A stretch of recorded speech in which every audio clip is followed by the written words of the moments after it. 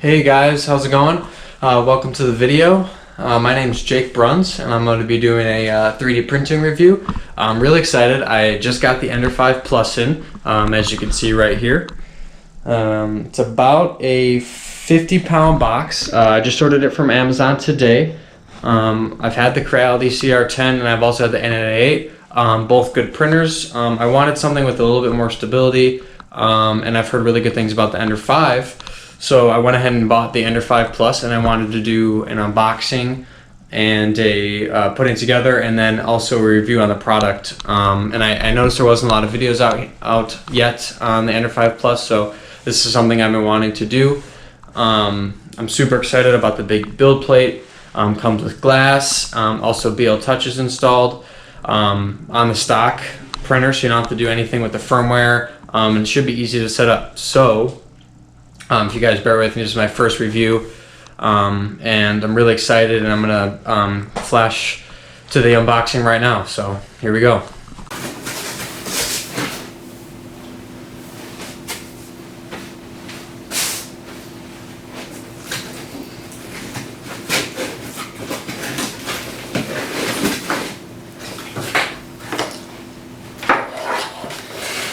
Alright guys, welcome to the unboxing. This is the Ender 5 Plus. As you can see, first thing out of the box is the huge 350 by 350 by 400 build plate.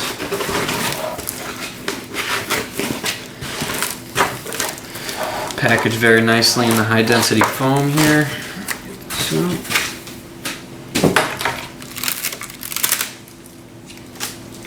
here's the build plate, and got Ender written on it, very nice.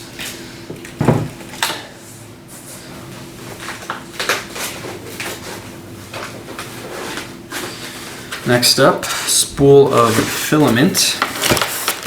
Looks like some white PLA, good amount, 1.75 millimeter in diameter.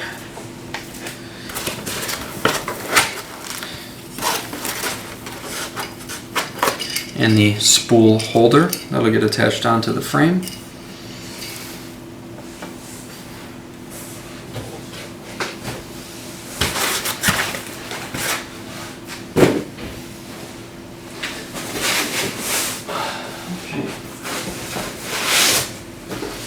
Got a nice box here. I'm guessing this is going to be mostly tools.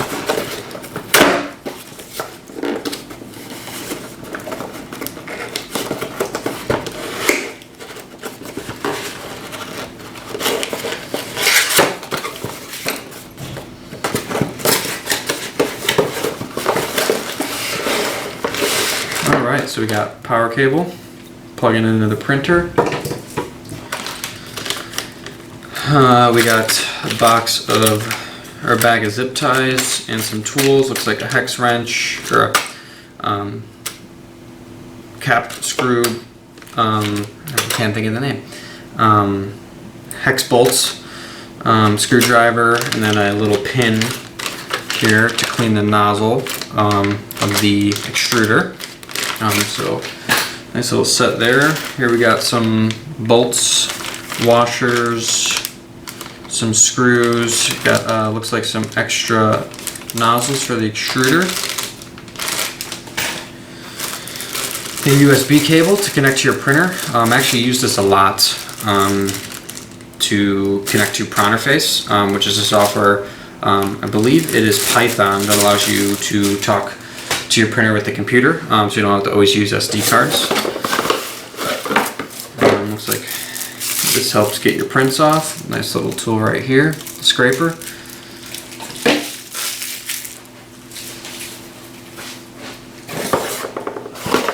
Last but not least, to help contain some wires, and then a USB with a SD card.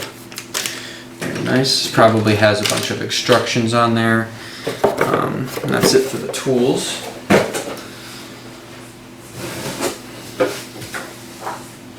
Oh, also, some directions. Ender 5 Plus printer is probably what you're going to need to put it together. So if you like to flip through the video, pause it when you want to look at the instructions. I'm sure they're online as well. I'll probably be referencing these a little bit.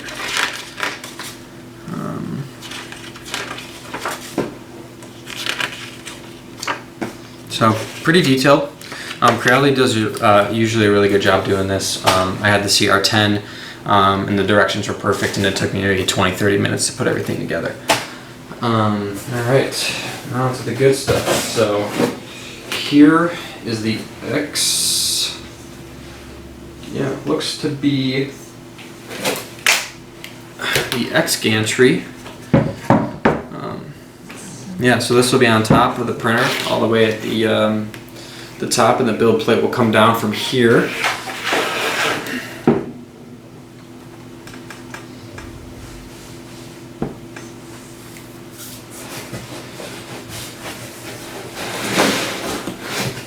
Looks like here we got one Z-axis threaded rod with some linear bearings right here to help with support. This is one of the reasons why I really wanted to get this printer, was because of the stability with the dual Z-axis. So got the servo motors, or stepper motors here, some more linear bearings. Feels nice and sturdy.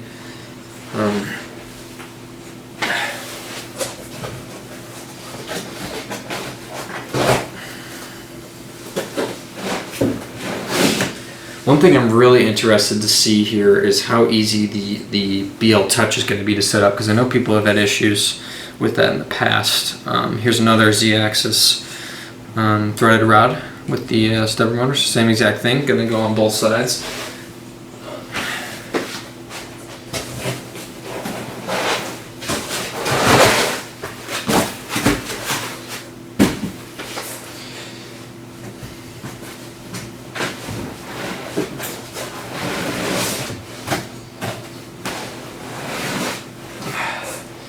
Alright, this is the bottom of the printer here. You got your control box with your touchscreen, and on this side you got how to control your voltage if you're doing 230 volts or 115 volts. Be very careful when you're putting this together, because you don't want to fry your motherboard if you do too many volts. And on this side you got your power plug right here. Yeah, it feels really good. So the whole printer's gonna come up above this right here, and I'm really excited to see how the touchscreen is too. That'll be really interesting. I've heard good and bad things about that. I had the CR10 has the knob. I really like that, and the ANET has the push buttons, which are also nice. So I think this is about it. Here's a close up of the LCD screen here.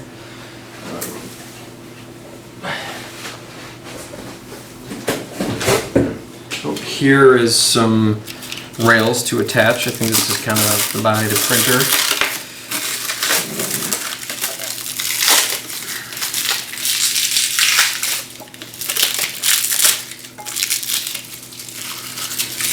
Very, very nice packaging. I'm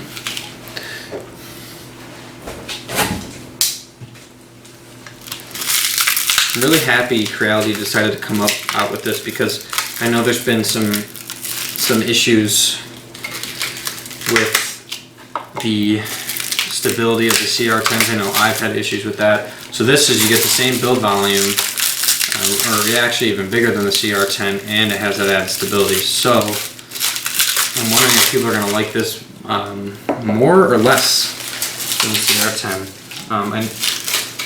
And I believe this does not have the silent motherboard, which is a bummer, but you can upgrade that probably 40 or 50 bucks yourself if you really would like that. So 1, 2, 3, and 4. All right.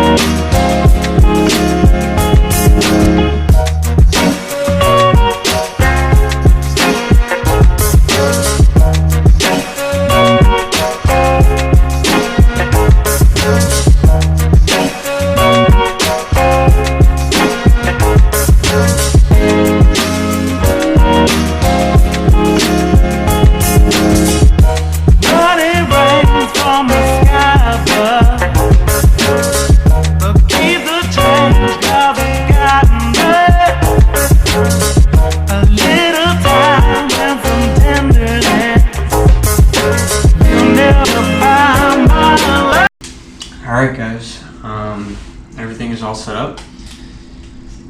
Now, making sure that the voltage is what you want it to be, either 115 or 220. All that's left to do is to turn it on. So let's see what happens.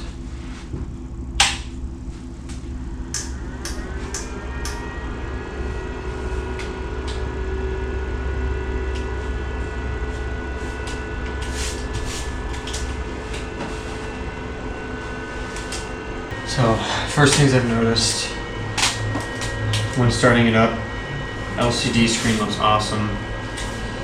It's a little bit loud. I know it's been a complaint from some people I've talked to, but you know, that's not the end of the world. We can replace motherboards and stuff like that. The setup was very, very easy. Maybe took me like 1 whole hour to get everything going, besides moving cameras around and stuff like that. A lot of the connections, very simple, they're color coded. Couple things that were tricky was obviously just lining up some of the bolts and stuff, and making sure the Z-axis were on the right side. Also filament holder, I believe, it's kind of hard to tell from the picture, but it looks like it should be about right here. I guess you could lower, make it higher, whatever you need. You know, that makes sense. Wheel touch turned on, which is good. All the end stops are plugged in. Cord management is great. I'm also going to add some zip ties in a little while. But right now, I definitely want to mess around with the LCD screen a little bit and level it and heat it up and see what happens. I'm going to run a test print.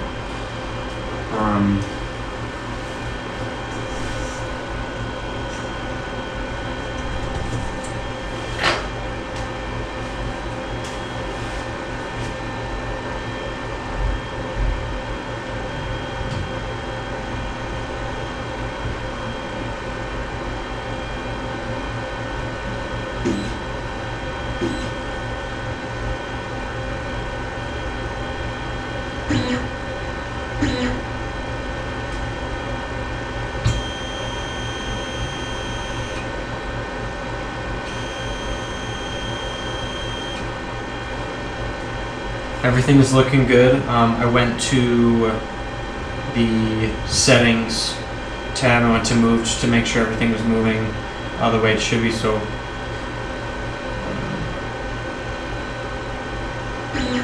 Y is moving positive that way, minus is this way, X to the right, X to the left. Very responsive touchscreen, which is nice. We got Z up and Z down. You can change between 1mm and 0.1mm steps, which is really nice. And I'll definitely take the camera and show the screen here so you guys can get a look at what I'm looking at.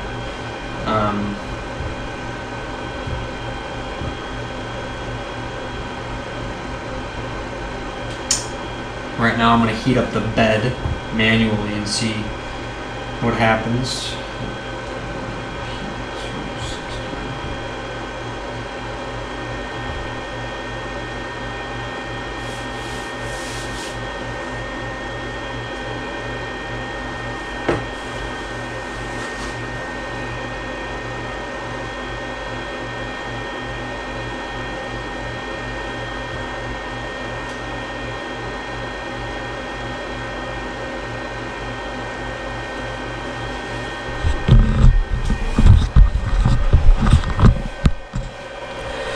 So this is what the screen looks like.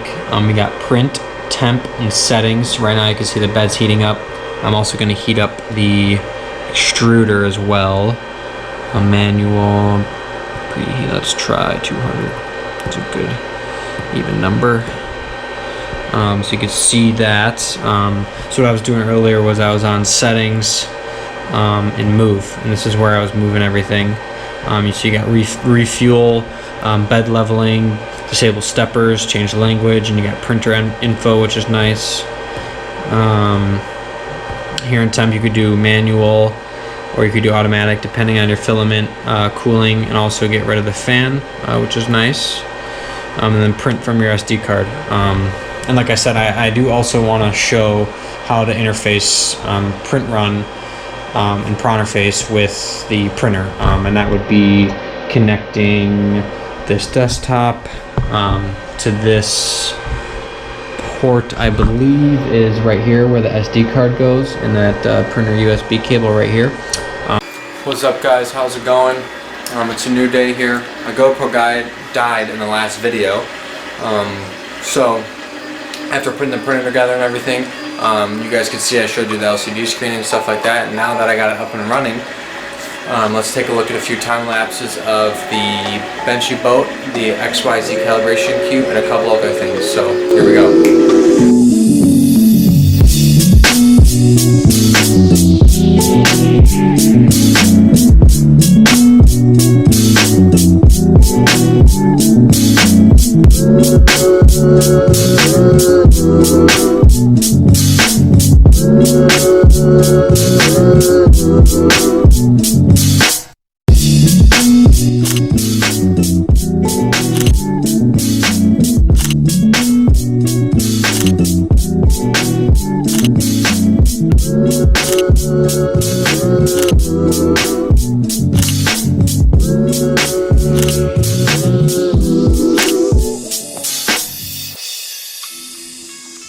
So I wanted to give a few last words about the Ender 5. You guys have seen the time lapses, you guys have seen me putting it together, the LCD screen, and a few other things that I've showed you, but I want to kind of get into the details a little bit of the printer, kind of go over what I liked and what I didn't like.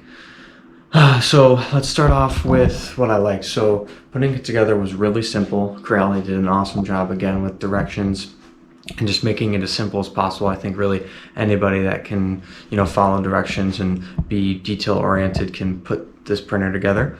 The bed, I'll show you guys right now. The bed is absolutely amazing. It's glass, it's got this nice black coating over it, and it's actually really, really level.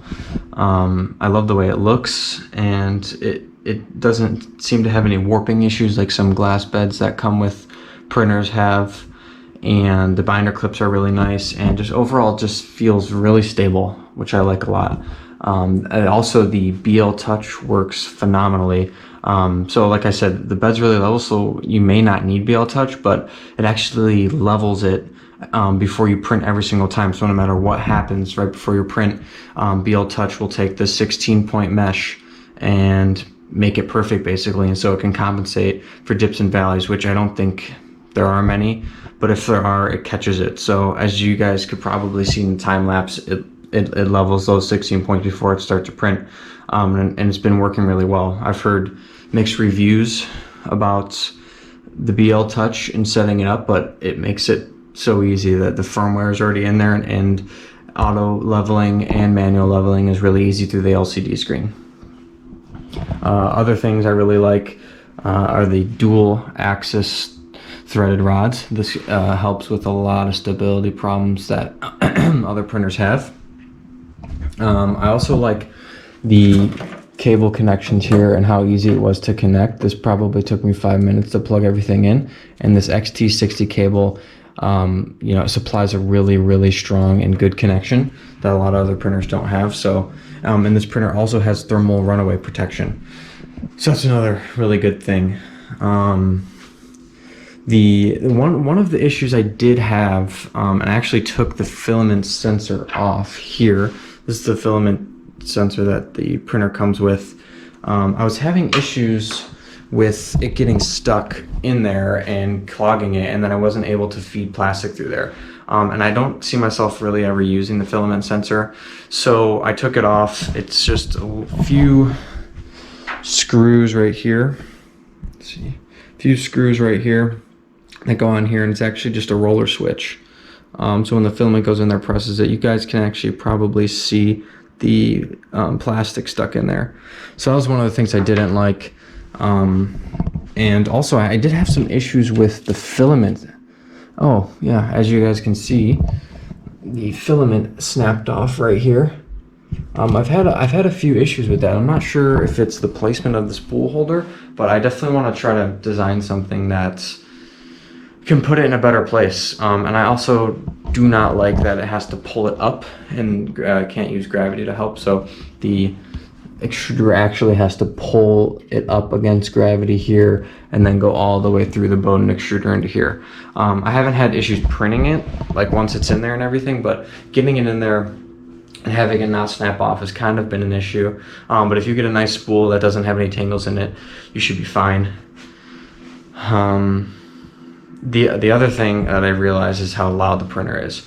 It's probably one of the loudest ones I've heard. You definitely don't want to have it in like a bedroom or a common room. You're definitely going to want it in a place where you can shut the door, because it is loud. The fans are loud, but I'm guessing if Creality doesn't yet have this, you can put in a silent motherboard and also put in dampers on the stepper motors. I might do a video on that. Other than that, the touchscreen is super responsive. The prints, as you guys can see, came out really well. That was just stock printer. I didn't change any slicing settings. I used Prusa slicer, and I kept everything the same as it comes, and it printed out great. The calibration cube was within like 0.1 or 0.2 millimeters of where it should be, and the boat came out really good. I did have some stringing issues, but I think that's something I just gotta fix with the retraction settings. But other than that, without doing anything else, without doing anything crazy with upgrading or bed leveling, the prints came out great right away. So I think it's a really good beginner printer, but I'm also looking forward to making mods to make this thing great. So a couple things that I would make sure of when you're putting it together is that these eccentric nuts right here, that these are tight and you can move the bed with them. You don't want them to be too tight, but you want them to be tight enough that all of these wheels are gripping. If they're slipping, that's gonna lead to shakiness in your y-axis, or excuse me, your x-axis. You wanna do that on all the eccentric nuts. There's 4 there, 4 on this side, and then there's 2 here on the extruder. So you definitely wanna make sure of those. Oh, you also want to make sure that when you're leveling the bed that this distance right here of your threaded rod is the same on each side. And you can adjust that by taking this and turning it, and this will adjust the axis, and then you can measure using a ruler the distance. I mean, it doesn't have to be perfect, but it's definitely something you want to do and make sure.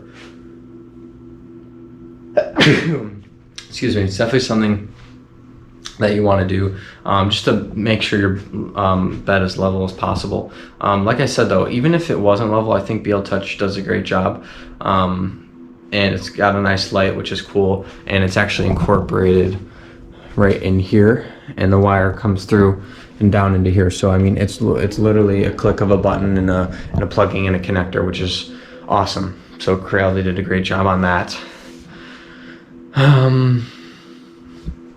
The Benchy boat came out really well too, and I haven't actually had any bed adhesion issues, which I'm really glad. I know that's sometimes an issue with the glass, but no glue sticks, no hairspray or anything like that. The prints have been sticking really well. I think that's a testament to how level the bed is when it has BL Touch compensation. And I'm gonna actually try doing TPU on this printer soon too, right here. So I may make a video on that. As you guys can see, this came out beautifully as well. Nice and big. Other than that,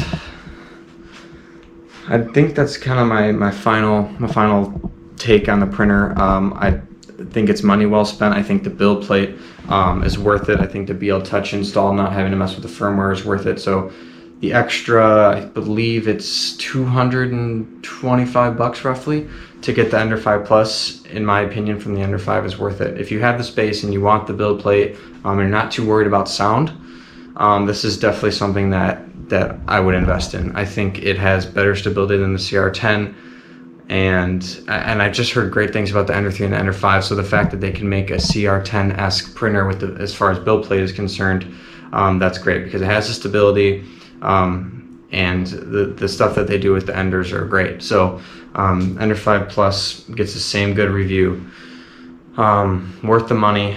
If you can do that extra 200 bucks. If you can't, the Ender 5 is good and the CR10s are great, but the BL Touch being installed before is amazing, and the fact that it's just so easy to set up. It took me roughly an hour, and that I was able to get good prints within the same night that I bought it is great.